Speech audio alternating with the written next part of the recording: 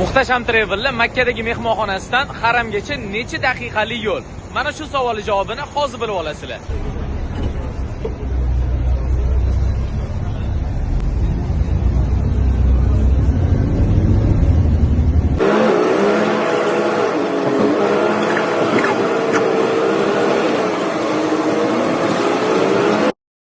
Haramga mana shu tunnel orqali boriladi. Bu tunnelda begona avtomobil yurmaydi, faqatgina mehmonxonani avtobuslar yuradi.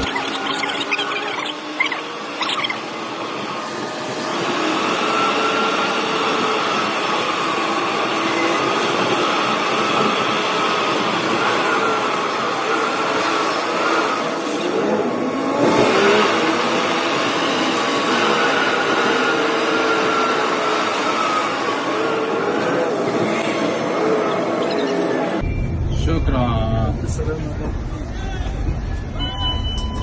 Mana o'zingiz ko'rdinglar, 3 daqiqaga yetar yetmas biz Masjidul Haramni bekatiga keldik. Hurmatli do'stlar, ota-onalarni umra safariga yubormoqchi bo'lsanglar, Muhtasham Travel'dan yuboringlar. Inshaalloh umuman qiynalishmaydi.